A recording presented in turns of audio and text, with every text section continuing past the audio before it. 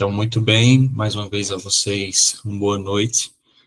Nós estamos na nossa reunião de número 11, a antepenúltima reunião que nós teremos, certo? O estudo era para ter terminado em 3 meses, mas por ser essa primeira turma, nós tivemos alguns imprevistos, né? Algumas questões aí que precisaram de um tempo maior, mas graças a Deus nós estamos avançando, mesmo que lentos, mas estamos progredindo. Certo? Nós já estamos no estudo número 11, como eu falei. Nós vamos falar hoje que o nosso tema, no caso, é missão, certo?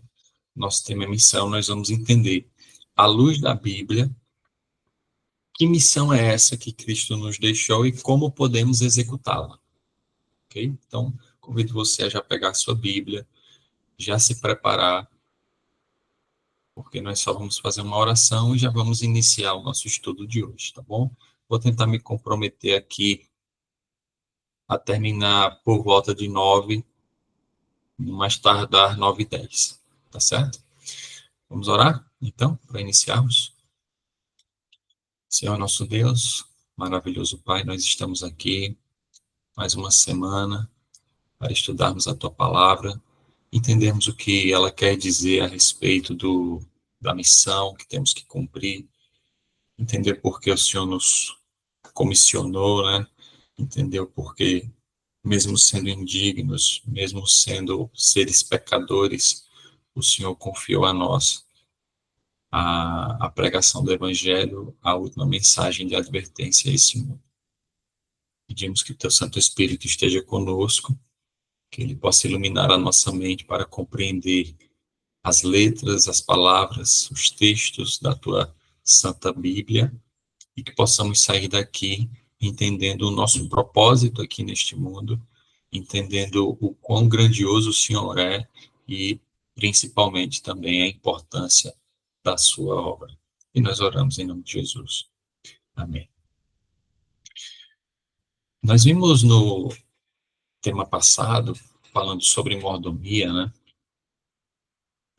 Que Deus, ele exige dos seus filhos, aquelas pessoas que o aceitam, uma entrega total. Certo? Isso ficou bem claro, eu imagino, tanto no estudo quanto no material complementar. E essa entrega total nós vimos no último estudo que envolve pelo menos 4 ali atributos, né, áreas de vida do ser humano. A primeira seria os recursos, né, entendendo que aquilo que nós possuímos não é nosso de fato, mas sim de Deus que nos provém todas as coisas. Nós também vimos que Deus também é dono do nosso corpo, então aquilo que nós fazemos ou deixamos de fazer com o nosso corpo, também teremos que prestar contas a Deus. Além do que, também os nossos dons, os nossos talentos, Deus exige, Deus espera que sejam usados para a proclamação do Evangelho e o cumprimento da missão. Percebam que o estudo de 15 dias atrás tem um link com essa semana, porque a missão, o cumprimento da missão, ela está totalmente relacionada com a administração que Deus colocou em nossas mãos. E nós, como mordomos, temos o dever de levar essa mensagem adiante. Nós vamos ver isso com mais detalhes. Além disso, também vimos que o nosso tempo tem que ser usado para edificação do reino de Deus. Então, nós temos essas 4 áreas da vida a prestarmos conta com Deus e Ele espera que nós, como mordomos que somos, possamos fazer bom proveito desses dons e talentos, assim como dos recursos, do tempo, do nosso corpo que Ele tem nos dado. Sabendo de tudo isso, nós temos que lembrar, ao introduzirmos esse tema de hoje, que Jesus, ele, lá no capítulo 24 de Mateus, que nós estudamos, acredito que foi lá no tema 7, falando sobre restauração, que falava sobre a vinda de Jesus, ali nós vimos que Jesus, ele colocou alguns sinais como antecessores de sua vinda, podemos dizer assim. E nós vimos vários sinais, dentre os quais o último sinal seria a proclamação do evangelho do reino no mundo inteiro. Então, funciona assim, Há vários sinais, mas o último sinal é a pregação do evangelho. Quando a pregação for concluída e todos no mundo inteiro, pelo menos, terem ouvido falar da salvação, das boas novas de Jesus e sua graça, aí sim ele pode voltar, porque todos já terão tido a oportunidade de decidirem ao seu lado ou a favor do inimigo, tá certo? E aí, quando nós entendemos isso, e entendemos também que essa missão foi designada a nós, seres humanos, nós temos agora uma noção de que esse tema que nós vamos estudar hoje, ele se torna mais importante. Por isso que eu dediquei aqui alguns textos e uma semana exclusiva para nós analisarmos esse tema, porque tem total relação com o nosso propósito de vida, com aquilo que nós devemos fazer, com aquilo que nós devemos ser, ok? Então, eu já queria convidar você agora a abrir sua Bíblia em Mateus, no capítulo 28.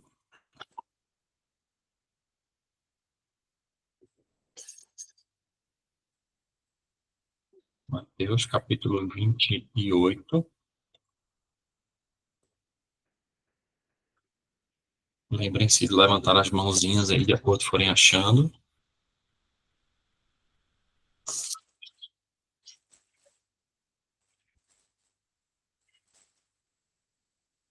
E nós vamos ver o versículo 19 e o versículo 20.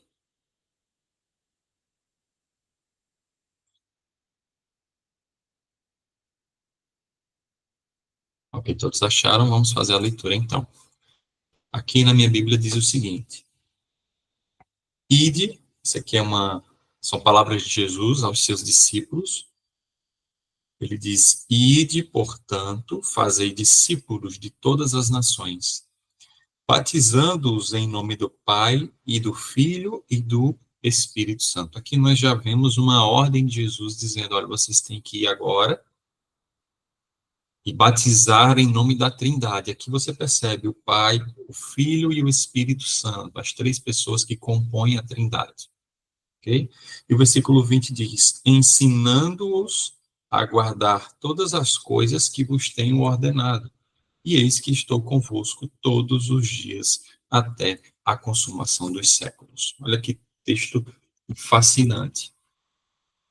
Cristo, ele não apenas diz que nós devemos ir, mas que ele também estaria conosco. Essa é uma ordem que ele dá para os discípulos e que claramente se aplica a nós hoje, porque nos proclamamos cristãos. Só que nós temos que entender que a missão é uma forma que Deus encontrou de mostrar ao mundo o plano da salvação. Porque quando você vai analisar tudo aquilo que nós já estudamos, nós percebemos que nós estamos em pecado e sem esperança. Por quê? Porque nós pecamos desde Adão e Eva, e nós continuamente, hoje ainda assim, continuamos a pecar.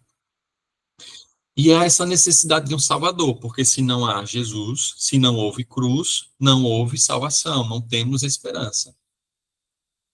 Então, as pessoas que ainda não ouviram falar a respeito dessa salvação em Cristo, elas precisam ouvir para que elas tenham a oportunidade de se decidirem, certo? Mas nós temos que entender aqui de antemão que não apenas Deus tem a sua missão, mas Satanás e seus anjos, eles também têm uma missão. Eles querem fazer com que eu e você percamos a salvação em Cristo.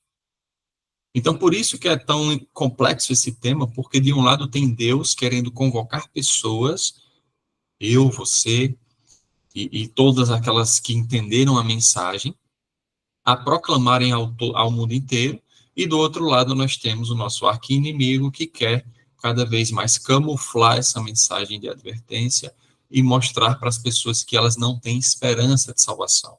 E aí as estratégias dele são muitas, certo? Então nós temos que entender desde já a importância da missão. Mas aqui nós vamos fazer uma breve análise desse texto, onde Jesus começa com o verbo ir. Ele diz: ide. Esse fato de ir significa já que nós temos que conectar isso com sair da zona de conforto. Nós não podemos pregar o evangelho certo? Sem dedicarmos tempo, sem dedicarmos estudo, sem nos prepararmos. Nós já vamos ver como podemos nos preparar. Além disso, no versículo 20, ele também vai dizer, olha, que não basta apenas você falar que Jesus morreu, mas também ensinar. Ensinar o quê? Aí o versículo 20 diz, aguardar todas as coisas que vos tenho ordenado. Então, o ato de evangelismo exige você falar que houve alguém que morreu por aquela pessoa, mas também ensinar ela os caminhos que Deus quer que ela ande, ok? E a parte mais bonita do verso é o final do versículo 20, onde Jesus diz, olha, vocês vão, mas não achem que vocês estarão sozinhos. Aí ele diz, eis que estou convosco todos os dias, até o fim dos tempos, ou a consumação dos séculos. Então, aqui nós já entendemos, nessa parte do estudo, até esse ponto, em que Jesus, ele trata essa missão como algo muito importante, onde ele manda os 12 discípulos, aos quais foram preparados durante um período de 3 anos e meio, ir a todo mundo agora e pregar esse evangelho. E ele promete estar com eles. Só que, quando você vê a história aqui, o contexto, você percebe que Jesus, ele aqui tinha morrido e ressuscitado, e aquele ressurreto, ele fala isso aos discípulos. E ele diz, eu estarei com vocês. Só que, logo lá em Atos capítulo 1, pouco tempo depois, Jesus, ele vai para o céu exercer o papel que nós já vimos nos estudos anteriores, de sacerdote. E como ele estaria conosco, sendo que ele está no céu? Aí nós temos que analisar essa fala de Jesus à luz de João capítulo 14.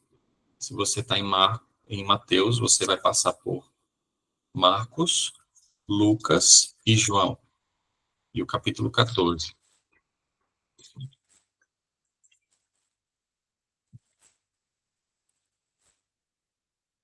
Aqui nós encontramos a mesma promessa, só que agora com mais detalhes. Isso reforça aquela nossa ideia de que um texto bíblico explica o outro. Eu vou pedir para alguém ler. Quem encontrar primeiro aí já fica certo de ler o versículo 16 e o versículo 17. Muito bem. Só esperar o pessoal achar, Rafa, e aí você já pode ler. João capítulo 14, versículos 16 e 17. Pode ler. Eu pedirei ao Pai, e ele lhes dará outro auxiliador, o Espírito da Verdade, para ficar com vocês para sempre. O mundo não pode receber esse Espírito porque não pode ver, nem conhecer. Mas vocês o conhecem porque ele está com vocês e viverá em vocês. Muito bem. Então aqui Jesus, ele também falando com os discípulos em um momento anterior, ele diz assim, olha, eu estou indo, tá? Porque minha missão não é aqui, eu vou terminar minha missão, mas eu não vou ficar aqui para sempre. Porém, quando eu for, eu enviarei, ou melhor, o meu Pai, que é Deus, enviará outro Consolador. E no versículo 17 ele explica que esse Consolador é o Espírito Santo. Então, Jesus, ele sai da terra, mas ele deixa o Espírito Santo para nos auxiliar aqui nas nossas missões. Isso vai se confirmar na vida dos discípulos, lá em Atos, no capítulo 1. Se você está em João, é o próximo livro. Falta um pouco, passe algumas páginas aí, você chega em Atos, no capítulo 1.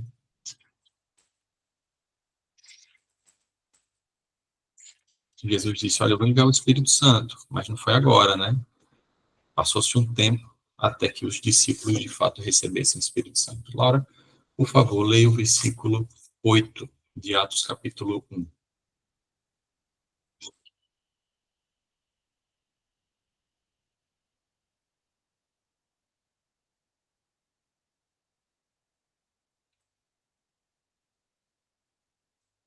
Mas recebereis poder ao descer sobre vós o Espírito Santo, e ser-me-eis testemunhas, tanto em Jerusalém, como em toda a Judéia e Samária, e até os confins da terra. Eu falei que os discípulos tinham recebido o Espírito Santo aqui em Atos capítulo 1, mas eu me confundi. Eles receberam em Atos capítulo 2. Aqui apenas Jesus mais uma vez promete que daria o Espírito Santo, só que ele dá mais detalhes. Ele diz, olha, quando eu der o Espírito Santo, vocês serão minhas testemunhas aqui em Jerusalém, na Judéia, em Samaria e no mundo inteiro. Então, Jesus, ele preparou os discípulos para esse momento. Até que no capítulo 2, passe sua página aí da sua Bíblia, você vai ter os versículos do 1 até o 4, mostrando exatamente esse momento em que os discípulos de Jesus recebem o poder do Espírito.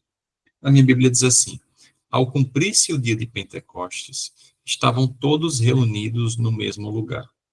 De repente veio do céu um som, como de um vento impetuoso, e encheu toda a casa onde estavam assentados. E apareceram distribuídas entre eles línguas como de fogo, e pousou uma sobre cada um deles, e todos ficaram cheios do Espírito Santo, e passaram a falar em outras línguas, segundo o Espírito lhes concedia que falassem. Então, os discípulos, eles se sentiam incapazes, por mais que tivessem sido preparados pelo próprio Jesus, mas eles tinham a certeza de que eles não estavam sozinhos, certo? E aqui nós vemos que o Espírito Santo desce sobre eles e imediatamente eles passam a falar a respeito do Evangelho da salvação em Cristo Jesus. Claro, aqui se você continuar a leitura, nós não vamos fazer, mas aqui vai ter Pedro falando a pessoas de vários países, e elas ouviam em suas próprias línguas a respeito de Jesus, e muitas se converteram, porque entenderam que elas eram pecadoras e Jesus era Salvador. E aí nós já vemos essa importância da missão, né? Onde uma pessoa ela fala, e as outras entendem e aceitam o chamado de Jesus. Essa é a missão que Deus tem nos chamado para realizarmos também. E só reforçando essa necessidade da pregação do Evangelho, nós temos que entender que Deus só poderia ser justo se ele desse a cada ser humano que vive na Terra a oportunidade de decidir. Porque se há uma salvação e essa salvação só é falada ou chega para alguns, seria injusto da parte de Deus outros não terem tido acesso a esse tipo de informação e não terem a chance de se decidir.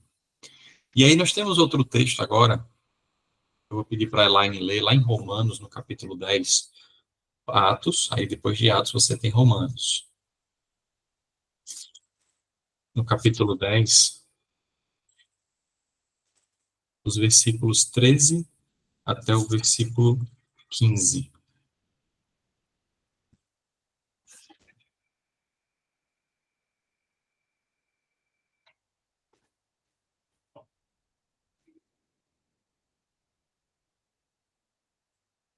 Romanos, capítulo 10, versículos 13 até o 15. Quando vocês acharem, podem ler, tá? 13 ao 15, não é isso? Isso. Porque todo aquele que invocar o nome do Senhor será salvo. Como, pois, invocarão aquele em quem não creram? E como crerão naquele de quem não ouviram falar? E como ouvirão, se não há quem pregue? E como pregarão, se não forem enviados? Assim como está escrito, quão formosos os pés dos que anunciam coisas boas. Então, aqui Paulo ele faz algumas perguntas retóricas, né? Onde ele diz, olha, nós entendemos que a salvação é só por Jesus, e a pessoa ela tem que aceitar essa salvação, mas para ela aceitar essa salvação, ela precisa ouvir. Mas como ela vai ouvir se não há quem pregue? Isso aqui é importante, porque, e até forte, porque muitas vezes eu já passei por momentos em minha vida em que eu até tinha o pouco de conhecimento que eu tinha poderia fazer diferença na vida de alguém. E eu me recusei a pregar essa mensagem. Isso é um ato de egoísmo de nossa parte, muitas vezes, porque nós já aceitamos e às vezes achamos que está tudo bem. Eu estou me salvando, eu estou indo no caminho do céu, mas e as pessoas que você conhece, que ainda não conhecem essa mensagem? É aí que Paulo ele fala, olha, nós precisamos de pessoas que preguem esse evangelho. E o evangelho é indispensável para o cumprimento da missão, porque se você volta, você está no capítulo 10 e você volta para o capítulo 1, versículo 16 e 17, o mesmo Paulo aqui, ele vai falar algumas características do evangelho. Ele diz assim, Romanos 1, 16 e 17. Pois não me envergonho do evangelho, porque é o poder de Deus para a salvação de todo aquele que crê, primeiro do judeu e também do grego, visto que a justiça de Deus se revela no evangelho de fé em fé, como está escrito: o justo viverá por fé. Inclusive, esse texto aqui, o versículo 17, foi o texto que Martinho Lutero ouviu, né, o Espírito Santo falar no seu ouvido, lá no século XVI, e a partir daí ele entendeu que para ir para o céu, eles não precisavam praticar sacrifícios e comprarem a sua salvação, mas que o justo viveria por fé, ou seja, a vida eterna seria realizada na vida daquele que teve fé em Jesus. Porém, aqui tem alguns pontos importantes. O versículo 16 vai dizer que o evangelho é o poder de Deus para a salvação de todo aquele que crê. Então, o evangelho, né, é o método que Deus escolheu para realizar a salvação. Aqui ele também diz que é primeiro do judeu e depois do grego. Isso reflete o seguinte: Deus escolhe um grupo de pessoas, como escolheu os judeus, para levarem essa mensagem. Mas, segundo João 3,16, que nós já vimos em estudos passados, essa mensagem ela é universal e todos podem ter acesso a ela e se salvarem. Ela não é direcionada para um povo específico. Aqui diz que todos podem se salvar. Aqui também é dito que a justiça de Deus se revela no Evangelho. Tem muitas pessoas que acham que Deus é um Deus mau, um Deus que não se importa com as suas criaturas, que abandonou esse mundo, porque elas olham para os sofrimentos que existem e dizem assim, como pode haver esse sofrimento e um Deus amoroso que o pessoal fala por aí? Não, esse Deus não existe. Mas quando você ouve o Evangelho, segundo o versículo 17, aqui é dito que ele revela a justiça de Deus e, consequentemente, o seu caráter. Então, ao nós estudarmos a Bíblia aqui, nós estamos aprendendo mais sobre quem é Deus e o que ele quer realizar através de nós. Isso é crucial na vida de qualquer cristão. Certo? Se vocês tiverem alguma pergunta, podem se sentir à vontade, tá bom? Olha só, ainda a respeito dessa questão de que não estamos sozinhos na pregação do Evangelho, porque, como eu falei, a nossa situação hoje, ela pode ser muito parecida com a situação dos discípulos na época de Jesus. Eles tinham passado 3 anos e meio aprendendo, mas quando Jesus volta para o céu, eles se sentem incapazes de pregar essa mensagem que Deus deixou para eles. Mas aí, quando Jesus disse que eles não estariam sozinhos, eu imagino que isso confortou o coração deles, porque eles pensaram assim, eu posso até ser fraco, eu posso até ser um pecador falho, mas se Deus está comigo, então vai dar certo. E esse é o pensamento de muitos de nós hoje. Já foi o meu pensamento, talvez seja o seu pensamento também, de que você se sente incapaz de dizer alguma palavra sobre Jesus, né, de dizer assim, olha, Jesus te ama, Jesus te quer bem, Jesus veio para te salvar. Quando isso acontecer, nós temos que lembrar de que não estamos sozinhos. E agora eu queria mostrar para vocês uma história prática que eu separei aqui, que mostra exatamente a atuação do Espírito. Só que como são muitos versículos, e eu vi aqui que a linguagem de nós aqui às vezes diverge, né? Eu queria apresentar para vocês a tela, só desse texto, e vocês me confirmem se conseguem ver, tá bom? Eu acho que eu apresentei a tela errada. Janela, aqui, compartilhar. Pronto. Vocês conseguem ver? Consigo. Essa história está relatada em Atos capítulo 10. Depois vocês vão ler o capítulo inteiro, certo? Mas aqui vai falar a respeito de Pedro, que era um discípulo de Cristo, cheio do Espírito Santo, e um que não conhecia o Evangelho, que era Cornélio, que para eles era considerado um pagão, uma pessoa descrente, pelo menos descrente nos moldes que eles acreditavam. E nós vamos ler agora essa história, que diz o seguinte, ó. Acompanhe comigo. Morava em Cesareia um homem de nome Cornélio, centurião da corte chamada italiana. Piedoso e temente a Deus com toda a sua casa, e que fazia muitas esmolas ao povo e de contínuo orava a Deus. Aqui diz que ele era um centurião da corte italiana, certo? Porém, aqui diz que ele era uma pessoa temente a Deus. Isso nos ensina que há pessoas lá fora que ainda não conhecem essa mensagem que nós estamos conhecendo, que são sinceras naquilo que acreditam. E esse era Cornélio. Esse homem observou claramente durante uma visão, cerca da hora 9ª do dia, e aqui eu chamo a atenção de vocês, um anjo de Deus que se aproximou dele e lhe disse, ou seja, em uma visão, um anjo de Deus se aproxima de Cornélio. Cornélio, este fixando nele os olhos e possuído de temor, perguntou, que é, Senhor? E o anjo lhe disse, as tuas orações e as tuas esmolas subiram para a memória diante de Deus. Agora, envia mensageiros a Jope e manda chamar Simão, que tem por sobrenome Pedro. E aí, o anjo diz assim, Cornélio, olha, Deus viu tudo o que você fez e Deus quer te apresentar o evangelho. E para te apresentar o evangelho, eu vou chamar Pedro. Aí você manda chamar Pedro. E aí o que acontece? Ele está hospedado com Simão, curtidor, cuja residência está situada à beira-mar. Logo se retirou o anjo que lhe falava, chamou 2 dos seus domésticos e um soldado piedoso dos que estavam a seu serviço, e, havendo-lhes contado tudo, enviou-os a Jope. Então, Pedro, sem saber de nada, agora Deus manda 2 pessoas chamar ele para pregar para Cornélio.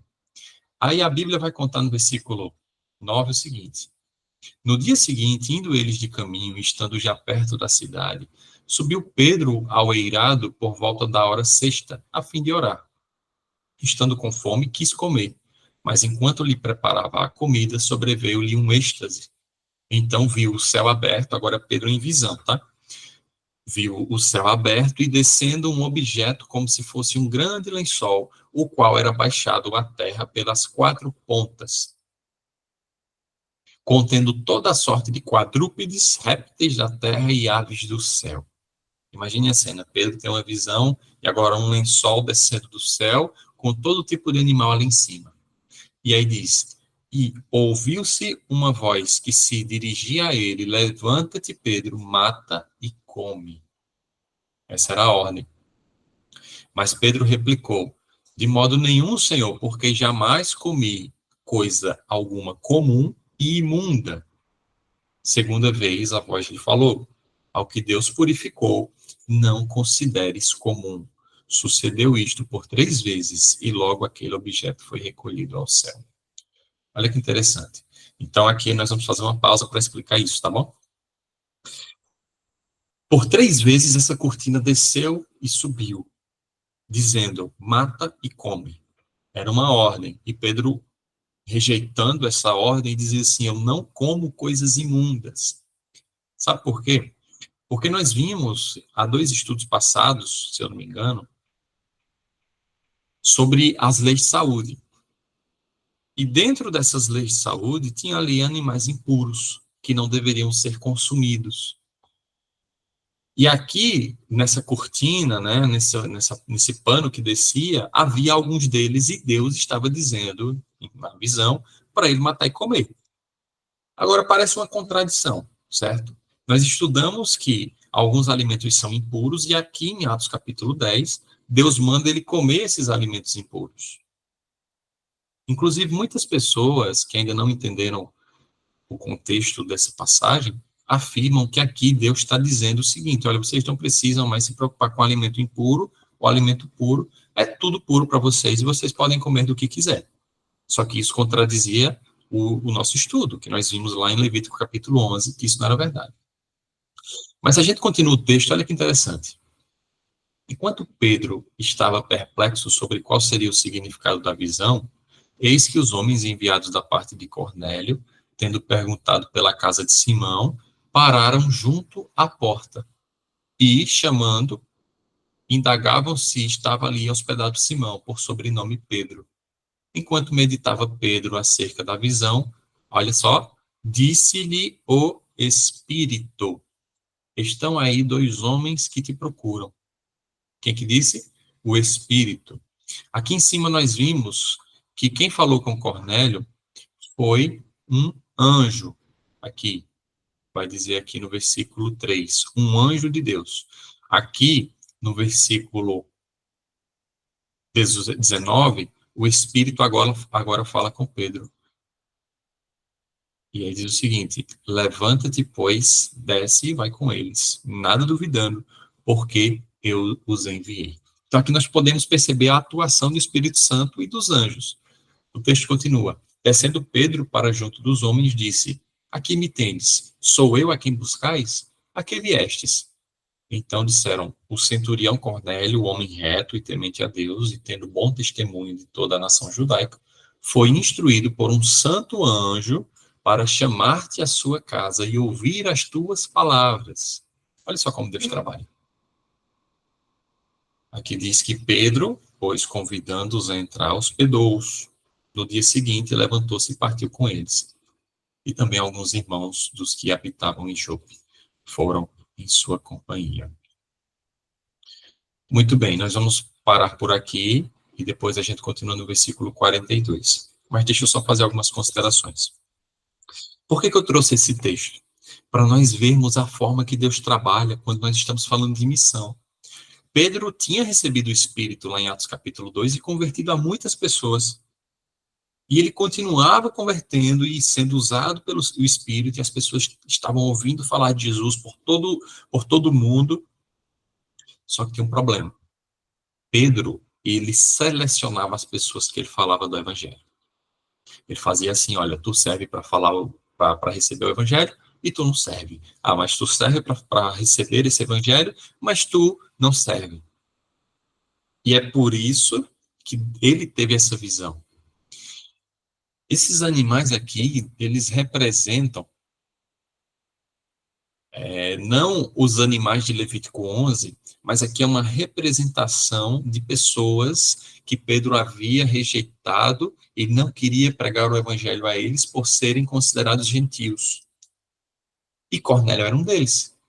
Então, o Espírito mostra essa visão a Pedro para dizer assim: olha, Pedro, você tem que quebrar esses preconceitos, porque agora eu estou precisando que você pregue o evangelho para um gentio, e se você não acredita que o gentio merece a salvação, eu não vou poder te usar. É tanto que no versículo 28 aqui ele vai dizer: a quem se dirigiu dizendo: vós bem sabeis que é proibido a um judeu ajuntar-se ou mesmo aproximar-se a alguém de outra raça, mas Deus me demonstrou que a nenhum homem considerasse comum ou imundo, a nenhum homem. Percebam o seguinte aqui: se nós olharmos apenas aquela porção de texto, nós teríamos tudo para dizer que Deus purificou os alimentos, mas isso não aconteceu. Deus queria mostrar que os homens não são impuros, mas todos são dignos da salvação. E Deus usou Pedro. Como nós sabemos disso? Porque quando a gente vai para o versículo 42, aqui diz assim: depois de Pedro chegar na casa de Cornélio, pregar aquele pessoal que tinha ali sido reunido para ouvir ele falar, diz assim: nos mandou pregar ao povo e testificar que ele é quem foi constituído por Deus juiz de vivos e de mortos. Isso aqui é a mensagem do Evangelho. Verso 43. Dele todos os profetas dão testemunho de que, por meio de seu nome, todo aquele que nele crê recebe remissão de pecados. Então Pedro, ele entendeu: eu tenho que pregar para todos. Todos são dignos. Todo aquele que nele crê recebe remissão de pecados. Essa era a mensagem do Evangelho. Ainda Pedro falava essas coisas quando caiu o Espírito Santo sobre todos os que ouviam a palavra. E o versículo 48 vai dizer, e ordenou que fossem batizados em nome de Jesus Cristo. Então lhe pediram que permanecesse com eles por alguns dias. Depois, se vocês quiserem olhar com calma essa história, vocês podem ver em Atos capítulo 10, mas eu trouxe ela para nos mostrar a forma que Deus trabalha com relação à missão que ele nos tem dado. Ele não apenas proveu a salvação para todos os humanos, como nos capacita para pregarmos essa mensagem a todos, para que eles tenham a oportunidade de se decidirem. E nós vimos aqui claramente que nós não estamos sozinhos, mas Deus envia anjos e o Espírito Santo que Jesus tinha prometido que estaria conosco até o fim dos tempos. Então perceba que nós não estamos sozinhos, repetindo mais uma vez. Nós não precisamos temer, porque essa missão não é nossa, essa missão é de Deus. Aí você diz, Gabriel, mas eu tenho tão pouco conhecimento da Bíblia. Eu não tinha nem tocado numa Bíblia, estou tocando agora nesse estudo bíblico. O pouco conhecimento que você tem pode ser passado para uma pessoa que não sabe nada. Agora você tem que ter essa noção. Eu não estou sozinho, eu não falo de mim, eu falo de Jesus. E Jesus me manda o Espírito, e se preciso, manda anjos para me auxiliarem. E sabe de uma coisa? A Bíblia, lá em Apocalipse, vai dizer que a terça parte dos anjos dos céus caíram. Se 1/3 caiu, ficou 2/3 no céu. Então, os anjos de Deus, em número, são muito mais do que os anjos de Satanás. Então, nós estamos em vantagem. Agora, sabe qual é o problema? É que muitas vezes as pessoas, elas tentam pregar o evangelho sem o Espírito Santo, sem a atenção que a Bíblia exige, sem chamarem por Deus, sem confiarem que há uma força maior ali os ajudando. E aí elas acabam por falar de doutrinas humanas, acabam por falar de si mesmas e não falam de Deus. E aí onde surgem vários problemas, e aí que você vai ter muitas igrejas, aí que você vai ter muitas pessoas falando em nome de Deus, mas falando coisas absurdas, contrárias ao que está na Bíblia. Por quê? Porque nós não podemos realizar essa missão sozinhos. Deus tem nos dado todas as ferramentas necessárias, mas nós precisamos usá-las. Ok? E nós vamos falar um pouco sobre isso agora. Nós já vimos a importância de pregarmos o evangelho, mas também nós precisamos entender o que nós precisamos para pregar esse evangelho. E eu queria agora que vocês abrissem suas Bíblias em Gálatas, no capítulo 5. Vocês estão aí em Atos. Passem alguns livros e vocês vão chegar em Gálatas, no capítulo 5.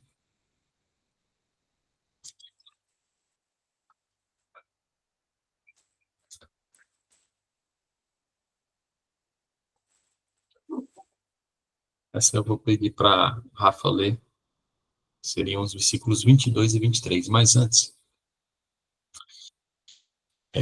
eu queria só voltar. Não precisa abrir, mas eu só queria relembrar o texto que nós lemos de Atos 1:8, onde Jesus diz que aqueles discípulos receberiam o poder do Espírito Santo. E esse receber o poder do Espírito Santo significa dizer que o Espírito, quando nós o aceitamos e o recebemos, ele implanta em nós alguns atributos. Ok? Ele implanta em nós alguns atributos. E esses atributos nós chamamos do fruto do Espírito, que nós vamos ler agora. Lembra que eu falei para vocês que quando nós aceitamos o Evangelho, uma segunda natureza é implantada em nosso coração? Até então nós só tínhamos a natureza carnal. Então as nossas inclinações eram para a carne. Tudo que a gente faz, ou melhor, fazia, era pecar. Porque a nossa vontade era pecar. Mas Deus coloca a natureza espiritual em nós, que é o Espírito Santo habitando em nós, e nós passamos a ter outras vontades agora, não de pecar mais, mas de fazer a vontade de Deus. É sobre isso que esse texto vai falar. Mas deixa eu só ler aqui o comentário de Rafa. Ele disse assim, há pessoas que pregam e na concepção delas estão corretas e algumas vezes acabam pregando algo contra a Bíblia. E é isso. E por isso que há tantas religiões, porque as pessoas elas se dividem, porque acreditam em coisas diferentes. E aí, claro, muitas delas são sinceras, muitas delas estão seguindo aquilo que aprenderam e que entenderam da Bíblia. Só que o problema é elas quererem interpretar a Bíblia. E nós já vimos desde o estudo 1 e que a Bíblia mesmo se interpreta. Nós vimos, só um exemplo disso aqui, nós vimos lá em João 14 que Jesus prometeu o Espírito Santo. Em Atos capítulo 1, nós já vimos como esse Espírito Santo iria agir. Aqui nós vimos que desceu um lençol para Pedro, mas que a própria Bíblia, não fui eu, a própria Bíblia, no versículo 28, dava a explicação, né, dos versículos anteriores, mostrando que Deus não tinha considerado os alimentos puros, mas sim as pessoas puras.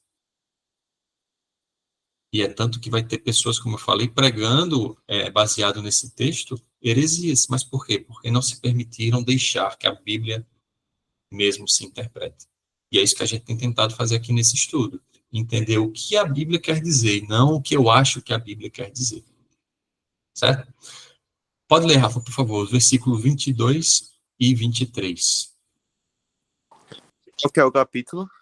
Capítulo 5. 22 e 23, não é isso? Uhum. Mas o Espírito de Deus produz o amor, a alegria, a paz, a paciência, a delicadeza, a bondade, a fidelidade, a humildade e domínio próprio. E contra essas coisas não existe lei. Muito bem. Aqui nós temos, depois é interessante vocês lerem também o capítulo 5, porque vai falar dessa guerra entre a carne e o espírito. Aqui ele fala dos atributos da carne também, versículos anteriores, mas a ênfase aqui que eu queria dar é nesse versículo que Rafa leu, de que há 9 atributos do Espírito Santo, de que quando estamos ligados a Deus, ele se mostra presente na vida do cristão. Amor, alegria, paz, longanimidade, benignidade, bondade, fidelidade, mansidão, domínio próprio. Isso é imprescindível que esteja na vida dessas pessoas que aceitam a Jesus e também na minha e na sua vida. Porque eu trouxe esse texto, inclusive, para conectar ele com o tema da missão, que nós só podemos cumprir a missão se nós tivermos amor. E o amor é o primeiro atributo aqui do Espírito Santo. E isso, mais uma vez, nos traz para, olhando para a nossa situação hoje, como sociedade, pessoas que estão pregando o evangelho não por amor, mas por interesse próprio. E isso está completamente errado. Porque nós devemos pregar o evangelho porque nós entendemos a importância da salvação em Jesus em nossa vida e queremos mostrar para as outras pessoas, né, essa oportunidade que muitos ainda não conhecem. É como se você tivesse descoberto a cura do câncer, sei lá, uma vacina, e você quisesse ficar só para si, sabendo que há tanta gente necessitada. Mas isso não acontece. Quando você descobre algo muito importante, você conta para as outras pessoas porque você julga aquilo é essencial na vida delas. E assim é com o evangelho. Só que, como eu falei, nós estamos vivendo num mundo tão complicado de que as pessoas elas estão pregando, às vezes, para fazer com que o indivíduo ele dê dinheiro para a igreja, para que aquele indivíduo que está pregando, seja pastor, seja padre, etc., enriqueça as custas dessa pessoa. Nós temos inúmeros exemplos, certo? Então, nós temos que entender, primeira coisa, quando formos pregar o evangelho, nós precisamos estar envolvidos do amor de Deus. Laura comentou aqui, vi um vídeo que falava que trechos bíblicos de Mateus estão sendo retirados. Os trechos que falam sobre jejum e a salvação.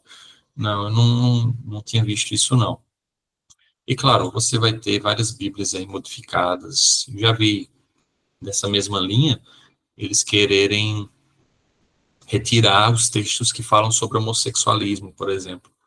Tirarem da Bíblia, dizendo que são textos não inspirados e que refletiam a opinião do autor e não a opinião de Deus. E você vai ver isso. Mas 2 Timóteo 3,16 vai dizer que toda a escritura foi inspirada por Deus. Então nós temos que entender que a Bíblia ela está do jeito que Deus quis que ela estivesse. Certo? Então, primeiro ponto, nós precisamos ter amor no coração. Nós precisamos ter todos os atributos do Espírito e, em especial, o amor. Porque é o amor que vai nos fazer pregar o Evangelho da forma que deve ser pregado. Como você pode mostrar mais sobre isso, Gabriel? Aí você vai lá para 1 João, lá no final da sua Bíblia, perto de Apocalipse.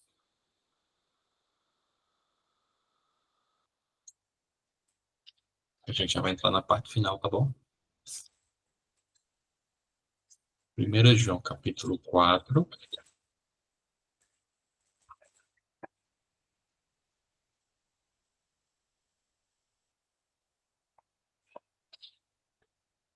Tudo bem.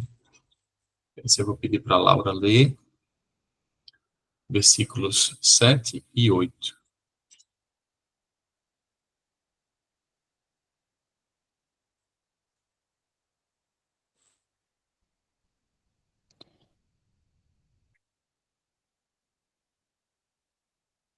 Amados, amemo-nos uns aos outros, porque o amor é de Deus. E todo o que ama é nascido de Deus e conhece a Deus. Aquele que não ama não conhece a Deus, porque Deus é amor. Olha só. Vocês percebem, então? Deus, ele é o amor, e nós, como suas criaturas, devemos desempenhar esse amor. E o amor lança fora o egoísmo. Então, quando você for pregar o evangelho, que Deus tem te chamado para pregar o evangelho, isso é um fato, mas quando você for pregar, você tem que ter noção seguinte: eu estou fazendo isso não para me beneficiar apenas, mas para beneficiar o outro. Principalmente o seu motivo, digamos assim, o seu motivo principal de pregar o evangelho deve ser beneficiar o outro, permitir que Deus te use para beneficiar o outro. Ah, Gabriel, então a gente não vai receber nada em troca. Recebe, mas a gente não é movido por isso. Porque quando eu estou aqui falando com vocês, eu estou sendo beneficiado também. Eu estou aprendendo mais sobre a Bíblia. Eu estou refletindo mais sobre o que eu já sei, né? E a gente vai se ajudando. Então, nós temos que entender isso. Olha, só é possível pregar o evangelho se tiver amor. Senão, você até pode falar palavras bonitas, você pode até ter uma boa oratória, mas Deus pode usar mais aquela pessoa que nem fala tão bem assim, mas tem ele no coração, tem o amor no coração, do que o maior eloquente que existe na Terra, porque ele está destituído de amor. E amor é um dos atributos do Espírito. E se eu não tenho amor, eu não tenho Espírito. E se eu não tenho Espírito, eu não tenho poder.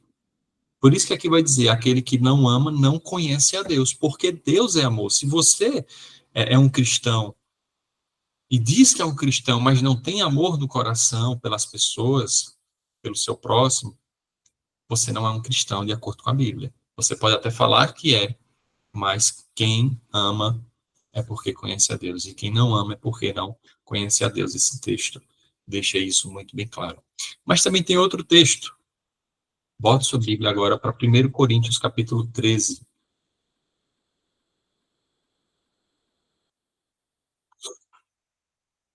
1 Coríntios, capítulo 13.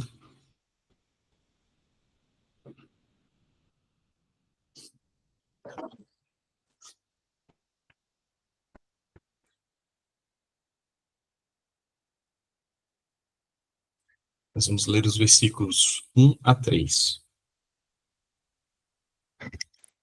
Esse texto, Paulo vai ilustrar bem isso que eu falei agora. Deixa eu ajeitar aqui. Esperar vocês acharem.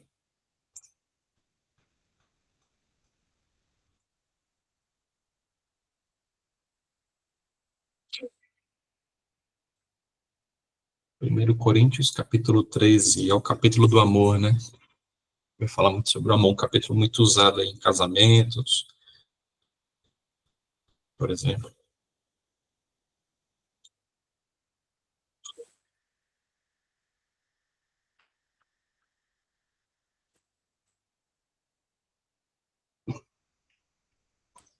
1 Coríntios, capítulo 13. Versículos 1 até o 3. Vou esperar vocês acharem.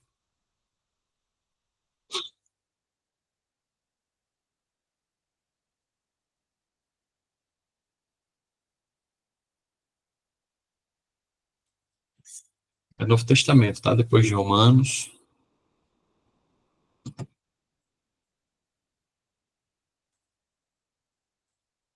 Qualquer coisa vocês olham no índice aí.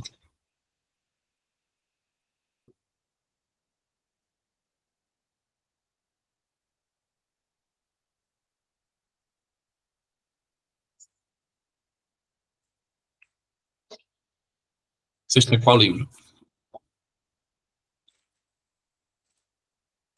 Para eu ajudar vocês. Muito bem. Vamos ler? Diz assim: ainda que eu fale as línguas dos homens e dos anjos, se não tiver amor, serei como o bronze que soa, ou como o símbolo que retine. Ainda que eu tenha o dom de profetizar e conheça todos os mistérios e toda a ciência, ainda que eu tenha tamanha fé a ponto de transportar montes, se não tiver amor, nada serei. E ainda que eu distribua todos os meus bens entre os pobres, e ainda que eu entregue o meu próprio corpo para ser queimado, se não tiver amor, nada disso me aproveitará. Então, aqui você vê que o amor é a base, né, do poder que Deus nos dá para pregarmos essa mensagem tão importante. Então, afinal, para a gente finalizar, precisamos refletir por que é tão importante que preguemos o Evangelho. É porque o Evangelho, quando eu falo de Evangelho aqui, eu estou falando das boas novas, e quando eu estou falando das boas novas, eu estou falando das boas novas de Cristo, que Cristo veio a essa terra e morreu por toda a humanidade para dar a oportunidade de salvação. Então, boas novas significa boas notícias, certo? O Evangelho é a melhor notícia de todos os tempos e, de forma muito confusa, é a notícia em que nós falamos menos, certo? Olhando para a situação da igreja, eu congrego na igreja aqui, muitas vezes as pessoas têm muito conhecimento, mas não falam desse Evangelho para as outras pessoas. Muitas vezes eu sou essa pessoa que não fala do Evangelho. Vocês veem o desafio que é a gente fazer um estudo bíblico aqui, o desafio que é a gente conseguir colocar um horário ali que dê para todo mundo. E não é fácil, mas se você entender que o Evangelho é a melhor notícia de todos os tempos, você vai ter coragem para pregar esse Evangelho para as outras pessoas que não conhecem. E eu anotei aqui, se nós amamos verdadeiramente as pessoas, vamos nos sentir ansiosos para falar do Evangelho a elas. Aquela história da vacina. No Covid, por exemplo, aquela corrida para achar uma vacina, né, que pudesse ser aplicada nas pessoas para que elas não contraíssem a Covid-19. Eu imagino a primeira pessoa que encontrou a vacina falando para o mundo inteiro: achei, achei, achei. Por quê? Porque a melhor notícia que tinha para aquela época era essa. Agora imagine você saber de uma vacina contra o pecado que está disponível para todos os que quiserem, de forma gratuita. Você vai querer contar ou não? É óbvio que você vai querer contar, porque as pessoas elas estão morrendo por falta dessa vacina.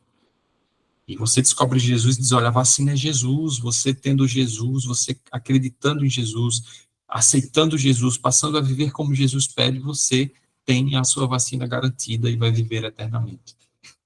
Essa é a beleza do Evangelho. Então, Deus disse assim, Jesus, né? Ide. Nós não podemos ficar parados. Por isso que, se eu fosse enumerar aqui por que devemos pregar o Evangelho, o primeiro ponto seria esse. Porque é uma ordem de Jesus. Jesus disse: pregue. Segundo, porque é um fruto inevitável do Espírito. E aqui nós entramos em um ponto importante. Eu não tenho como ser batizado dizendo que eu aceito Jesus em minha vida e não ter vontade de pregar o Evangelho. Na nossa igreja, na igreja de vocês vão perceber muitas pessoas que até vão à igreja, que até frequentam de forma ali, sistemática, mas que não sentem nenhuma vontade de falar de Jesus para as pessoas. Isso é incoerente. Isso significa que essa pessoa ela não foi alcançada ainda. Porque quando você é alcançado, você prega. É automático, você passa a pregar, porque você entendeu a missão que Cristo tem lhe chamado a realizar. E aí você pode pensar a essa altura desse estudo, mas Gabriel, olha só, eu não tenho esse dom de falar.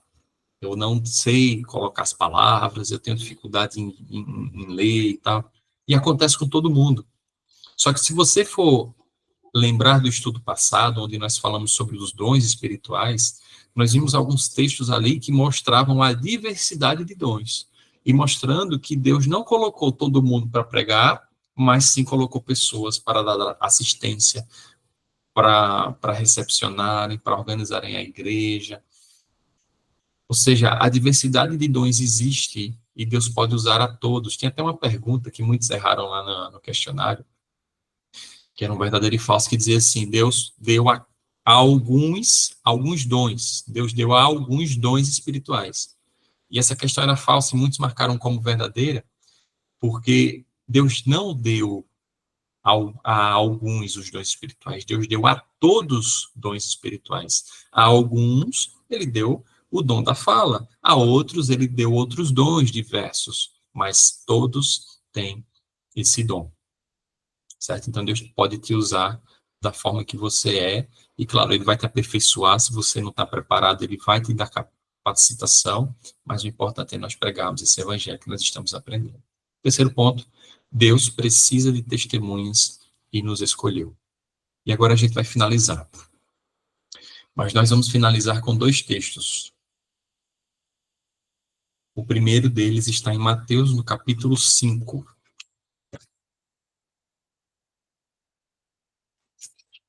Palavras de Jesus, Mateus, no capítulo 5.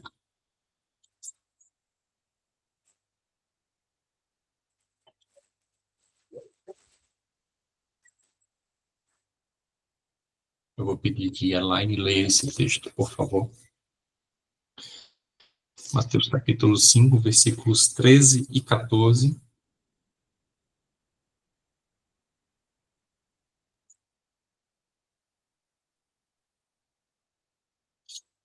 Entenda esse texto como Jesus falando a você, tá bom? Vós sois o sal da terra, mas se o sal se tornar insípido, sei lá, com que se há de restaurar-lhe o sabor, para nada mais presta, senão para ser lançado fora e ser pisado pelos homens. Vós sois a luz do mundo, não se pode esconder uma cidade situada sobre um monte. Vamos até o 16.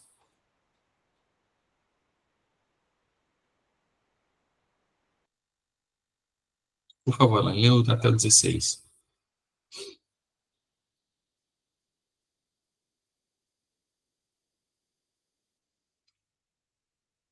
Deixa eu continuar aqui, então. Ó, ela terminou no verso 14, tá? Só que aí eu não tenho colocado o 15 e o 16, que diz, nem se acende uma candeia para colocá-la debaixo do alqueire, mas no velador, e alumia a todos os que se encontram na casa.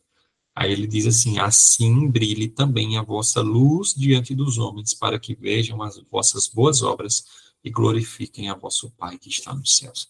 Em outras palavras, Jesus está dizendo, a sua vida ela precisa refletir a luz de Cristo. Ele diz assim, olha, vocês são o sal da terra, mas se o sal não tiver o sabor, como vocês vão dar sabor? Se o sal perder o sabor, como que vocês vão fazer a diferença no mundo? Vocês são a luz do mundo, mas vocês estão debaixo de um pote, e vocês não estão refletindo, vocês não estão desenvolvendo o potencial que vocês têm. Então, Jesus diz assim, vocês têm que dar sabor ao mundo, vocês têm que iluminar o mundo. E ele diz, assim brilhe também a vossa luz diante dos homens.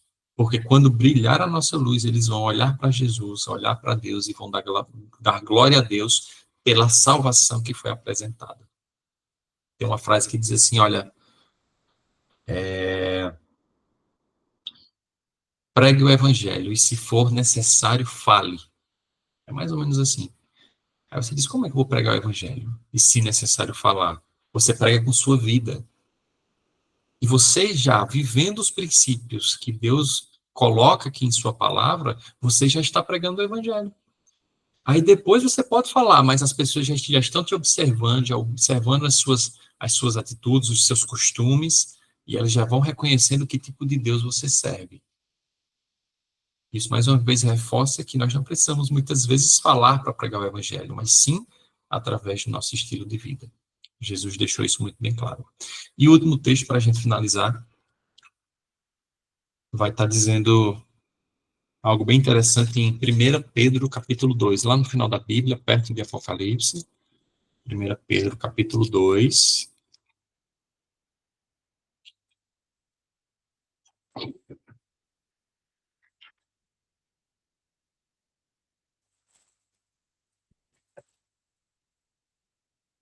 Vocês estão ganhando de mim, que eu ainda não achei.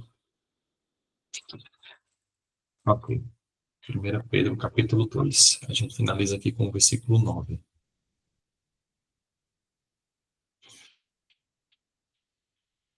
Esperar a Laura achar.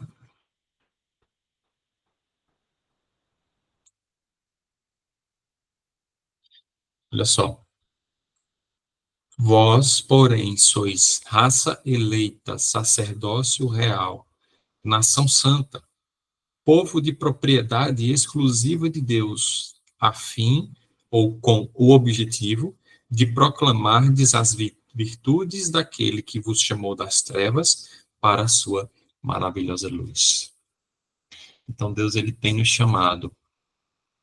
Deus tem colocado em nossa mente a sua palavra, o seu evangelho. Nós temos aceitado esse evangelho diariamente, certo? Só que ele diz assim, olha, vocês são uma raça eleita, um povo de propriedade minha, para que vocês mostrem para as outras pessoas o que eu fiz na vida de vocês. E lá no Evangelho você vai ter várias situações em que as pessoas elas foram transformadas por Jesus, e Jesus disse assim, olha, agora você vai e fala o que aconteceu. Deixe a sua luz brilhar. Dê sabor ao mundo, porque o mundo está carente de uma palavra de esperança, e a esperança é Jesus. Então, nós hoje temos essa missão. Nós vimos que é condicional. Jesus só volta quando o evangelho for pregado. E para que o evangelho seja pregado, nós precisamos abrir nossa boca. Ou melhor, abrir nossa vida para as pessoas e também usar a nossa boca. Então, a gente finaliza aqui, mas eu finalizo com um desafio para você. Para vocês, né? Que vai ter pessoas que vão assistir depois, e eu queria só dizer o seguinte. O meu desafio é que, com o pouco conhecimento da Bíblia que você tem adquirido nas últimas semanas, que você já comece a falar para as outras pessoas o que você tem aprendido. Tem muitas pessoas vendo seus familiares morrerem sem esperança. Você vai chegar para essa pessoa e vai dizer, olha, eu descobri na Bíblia que ainda há esperança. Jesus é a esperança porque ele é a ressurreição e a vida. Esse só foi um exemplo. Você pode falar dos temas que você tem aprendido, você pode falar da volta de Jesus, você pode falar de como surgiu o pecado no mundo, você pode falar das leis de saúde, você pode falar da lei dos 10 mandamentos, de como o sábado continua em vigor. O que importa é que você fale. Mas mais importante do que falar é cumprir o que está aqui escrito. Tá bom? Então a gente finaliza esse estudo. Prometi para vocês 9h10, passou 1 minuto. E eu espero que esse estudo tenha sido edificante na vida de vocês, e nós vamos finalizar aqui com uma breve oração. Alguma dúvida antes de orarmos? Alguma contribuição também? Não havendo, nós vamos fechar os nossos olhos e orarmos para finalizar.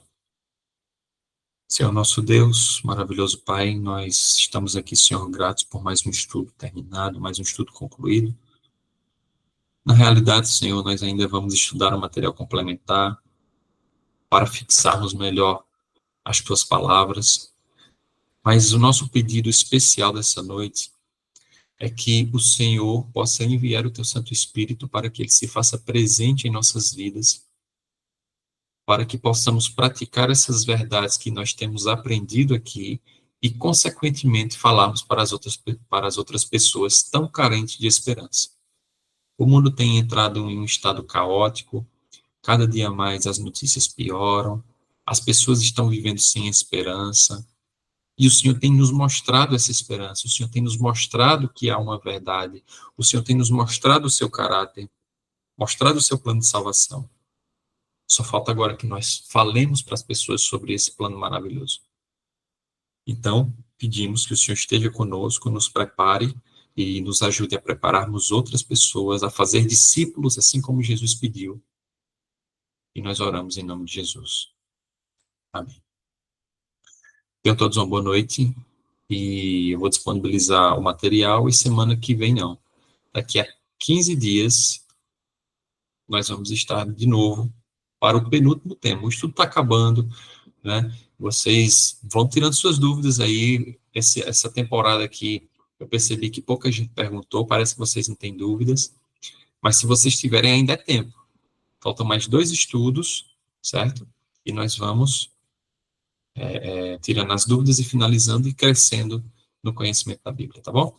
Então, fiquem com Deus e tenham todos uma boa noite. Tchau, tchau.